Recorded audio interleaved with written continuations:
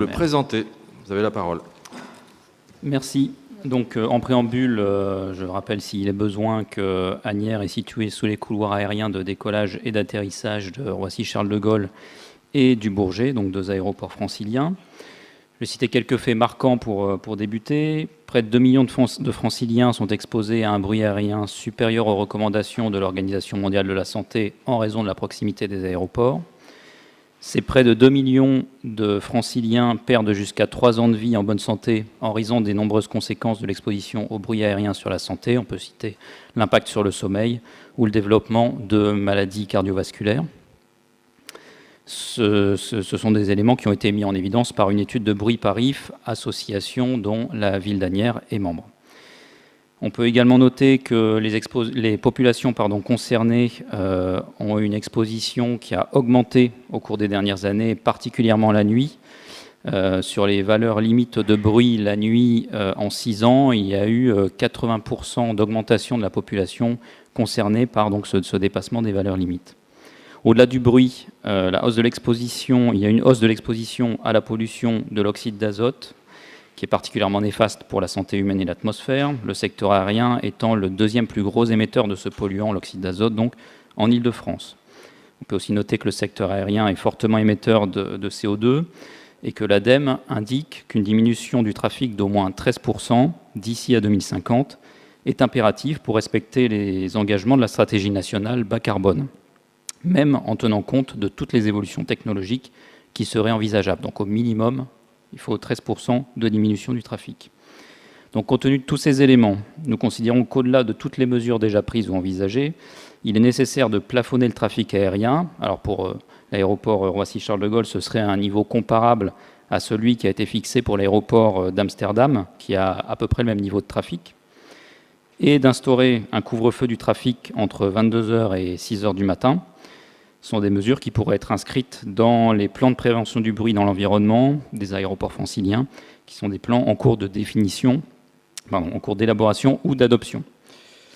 C'est donc l'objet du présent vœu que nous vous soumettons dans l'intérêt des habitants de notre ville. Merci, chers collègues. Merci. Monsieur Thomas Doublic, maire adjoint, vous avez la parole. Merci Monsieur le maire, merci Monsieur Bury pour ces éléments. Les nuisances sanitaires et environnementales liées au trafic aérien sont évidemment un souci de préoccupation pour nous tous, vous l'avez signalé. Le trafic aérien en 2018, c'était 3% des émissions de gaz à effet de serre et 5% des effets sur le réchauffement climatique, notamment avec les oxydes d'azote. Dès l'été 2022, Monsieur le maire a saisi l'autorité de contrôle des nuisances aéroportuaires, la fameuse ACNUSA, et un rapport sur la ville d'Asnières a été adressé, et nous l'avons d'ailleurs partagé avec Madame la députée il y a quelques semaines.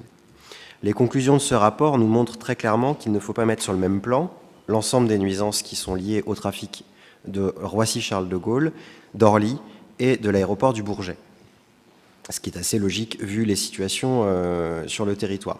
D'abord, il faut rappeler que notre commune n'est quasiment pas survolée par les avions qui atterrissent ou décollent de l'aéroport d'Orly, qui est aussi en développement. L'essentiel des survols est lié au trafic de Roissy-Charles de Gaulle et de l'aéroport du Bourget.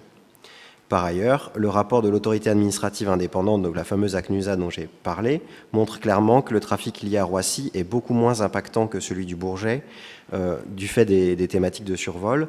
Les survols sont en effet plus nombreux. On sait tous que l'aéroport de Roissy-Charles de Gaulle est bien plus important que l'aéroport du Bourget, mais il s'effectue à une altitude qui est beaucoup plus élevée, généralement plus de 2500 mètres et rarement en dessous de 2000, voire 2500 mètres.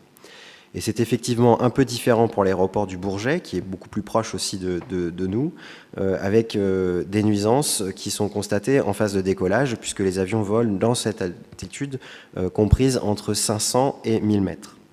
Dans ces conditions, et un peu contrairement à ce que suggère la rédaction du vœu, il nous paraît plus pertinent de mettre de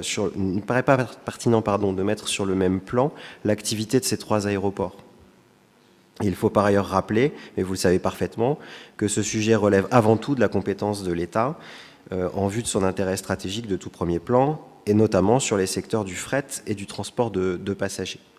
Ce sujet n'en demeure pas moins extrêmement important pour nous et pour nos communes, et nécessairement pour nous en tant qu'élus municipaux, et comme ceux d'ailleurs du territoire. Et ils sont pleinement mobilisés pour alerter les pouvoirs publics sur ces nuisances que nous constatons et trouver des solutions en vue de les réduire.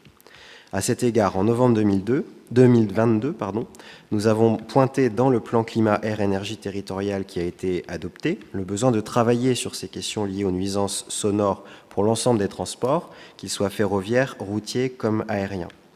Et d'ailleurs, Marie-Do Aeschlimann, qui est vice-présidente du territoire sur les questions environnementales, s'est d'ailleurs particulièrement saisie de ces sujets dont l'impact sur la santé est démontré, vous l'avez précisé. Au-delà de ça, l'ensemble des éléments, notamment de progression et de transition énergétique de l'ensemble de ces modes de transport, aérien et routier, puisque le bruit ferroviaire est un peu différent, est aussi à analyser, puisque l'électrification notamment du parc routier ou les travaux qui sont menés sur des motorisations plus électriques sur le secteur aérien vont aussi permettre des réductions de bruit. Donc sur la partie bruit, il y a quand même aussi des efforts qui sont, dans le cadre de la transition écologique, intéressants à suivre et particulièrement intéressants à suivre. Parallèlement, nous avons écrit au président Patrick Ollier, le président de la métropole du Grand Paris, pour que des élus du territoire Boucle Nord de Seine, Boucle Seine, soient désignés au sein des commissions consultatives de l'environnement sur les thématiques aéroports, et particulièrement sur l'aéroport du Bourget et de Roissy-Charles de Gaulle, les deux aéroports les plus proches de notre territoire. Nous lui avons fait part de la volonté du territoire et des élus du territoire de l'ensemble de nos 7 communes d'être associés aux démarches qui étaient engagées par la métropole du Grand Paris en matière de lutte contre les nuisances sonores au titre du plan de prévention du bruit et de l'environnement, le PBPE, que vous avez également cité. Et dans le même temps, le territoire, sur la proposition de Marie-Do Aeschlimann, a sollicité le ministre des Transports, M. Clément Beaune, pour le sensibiliser sur cette problématique forte pour le territoire, et notamment pour l'intégration et le respect des thématiques de couvre-feu et son extension sur 22h, 6h, conformément aux recommandations faites par l'OMS.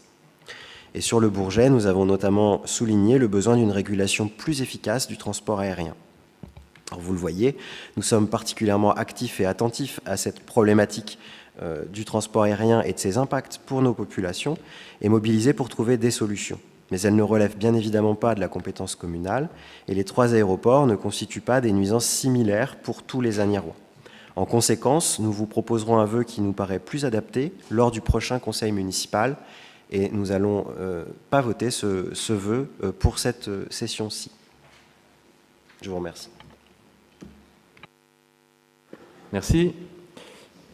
Alors, ce sont des questions sans débat, en principe. Ce sont des questions orales, sans débat.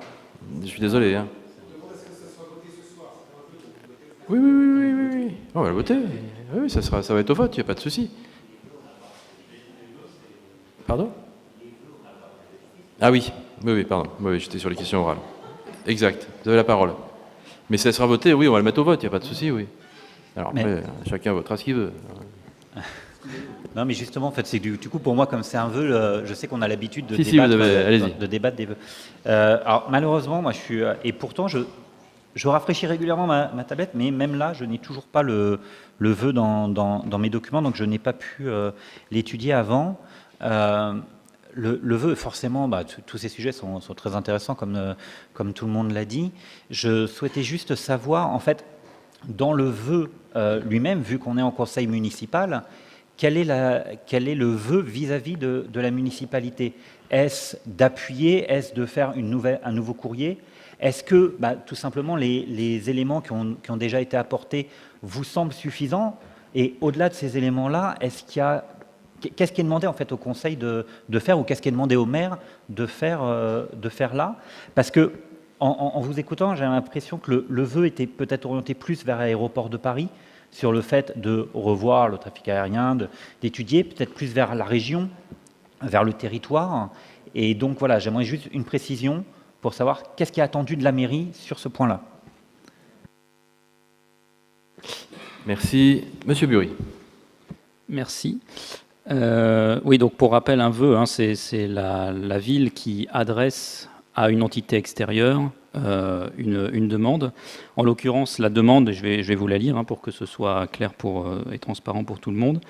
c'est de demander l'application des mesures suivantes permettant de protéger les populations survolées et de réduire les nuisances engendrées. Donc les mesures sont les suivantes. Pour l'aéroport de Roissy-Charles de Gaulle, plafonnement du trafic à 440 000 mouvements annuels, ce qui correspond donc à un plafonnement que s'applique, ça c'est moi qui rajoute, mais l'aéroport d'Amsterdam qui est de taille comparable en fait, qui est de trafic comparable. Et l'instauration d'un couvre-feu entre 22h et 6h. Pour l'aéroport d'Orly, plafonnement du trafic à 200 000 mouvements annuels et un couvre-feu qui a une demande d'allongement du couvre-feu qui est actuellement fixé de 23h30 à 6h. Et pour l'aéroport du Bourget, un plafonnement du trafic à 50 000 mouvements annuels avec l'instauration d'un couvre-feu entre 22h et 6h. Au-delà de ces mesures, ce qui est demandé pour les 3 aéroports, c'est la détermination d'objectifs de réduction du bruit aérien et du nombre d'habitants impactés de jour comme de nuit. On a vu donc une augmentation de l'impact, donc là l'idée c'est de le faire diminuer. L'utilisation des valeurs limites recommandées par l'OMS pour la réalisation des différents documents, la carte stratégique de bruit, le plan de gêne sonore et le plan d'exposition au bruit, et l'interdiction des avions les plus bruyants. Et on note donc que ces mesures s'imposent tant pour la protection de la santé des 1,9 million de Franciliens survolés que pour réduire l'impact climatique du secteur aérien en France. Voilà donc l'objet de ce vœu. Et du coup, je voulais savoir ce qui posait problème ou ce qui, dans les éléments que je viens de détailler, les contre-propositions de façon générale que vous comptiez faire. Merci. Thomas, on est bon. Alors, moi, ce que je vous propose, enfin, on va passer au vote, puisque d'ailleurs, vous le présentez au vote, il n'y a pas de souci. S'il est voté, en tout cas pour ma part et pour notre part, la majorité municipale ne le votera pas, puisque nous, ce qu'on propose, c'est qu'on se mette autour d'une table, y compris avec vous, si vous le souhaitez, et avec tout le monde, tous les élus d'ailleurs, sous l'égide de Thomas Doublic, pour réécrire un vœu qui satisfasse tout le monde, mais enfin, si c'est possible, mais si ça l'est pas, c'est pas grave, c'est comme ça. Voilà, donc nous, c'est ça notre proposition, et donc on le passe au conseil municipal, au prochain conseil municipal. Il n'y a pas une urgence, voilà. Mais sinon, Monsieur Bury, vous avez la parole. Merci. Justement, en termes d'urgence, il y a quand même le plan de prévention du bruit dans l'environnement qui est en cours d'élaboration pour une partie des aéroports et d'adoption pour l'autre. Et donc, il y a quand même voilà, une certaine... si on veut que ces plans prennent en compte les éléments, il y a quand même une certaine urgence. Mais voilà, manifestement, je ne comprends pas bien ce qui vous gêne finalement dans les propositions qui sont faites. Thomas Doublic. Merci. Pour la thématique d'urgence, juste préciser que le courrier que j'ai cité là, du territoire au président de la métropole du Grand Paris date du 29 juin 2023.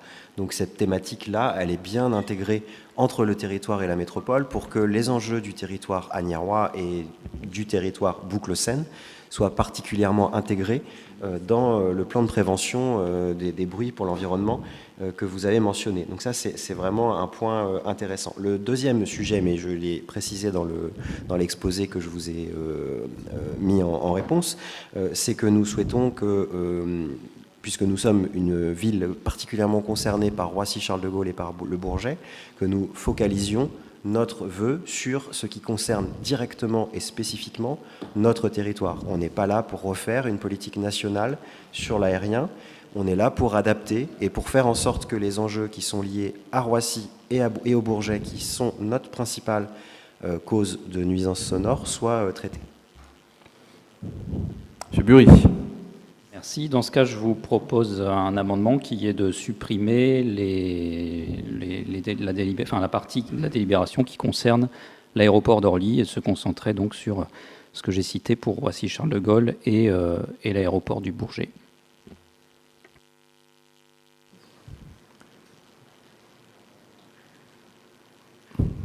On va passer au vote, si vous voulez bien. Non, Monsieur Tronchon.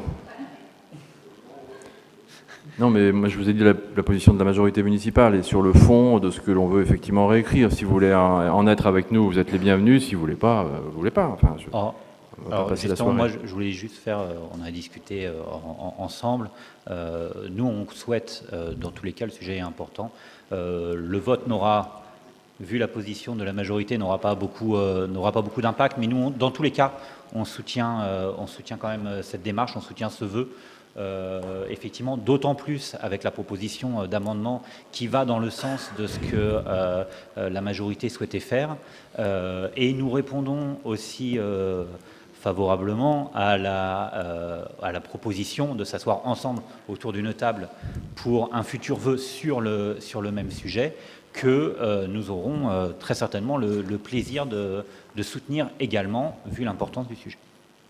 Très bien. Bon, on va mettre aux voix maintenant, si vous voulez bien.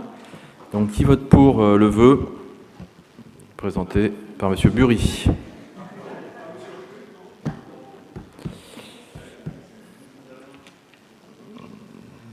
Ça va, Cyril?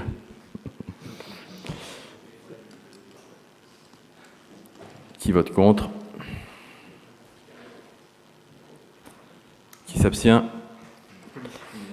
Bon, sachant que ma proposition donc tient toujours, y compris pour qui le souhaite, bah, on a rejeté le vœu. Donc, oui, mais on a bien entendu, mais on a rejeté le vœu, donc l'amendement correspondant. Bon, bah, si vous voulez qu'on mette l'amendement au vote, il n'y a pas de souci. Vous voyez, vous changez d'un sujet qui peut être consensuel, vous en faites un sujet polémique. Il n'y a pas de souci, il n'y a pas de souci. Mais bon, si c'est toujours la même chanson, quoi. Avec vous, il n'y a pas de problème. Bon, alors, qui vote l'amendement? Qui vote contre? Voilà. Donc, si vous souhaitez, à la rentrée, avec nous, préparer un vœu consensuel et donc plus efficace en ce sens, vous serez les bienvenus. Voilà. Et donc, je vous demande de vous rapprocher de Thomas Doublic, si vous le souhaitez. Quelques précisions avant qu'on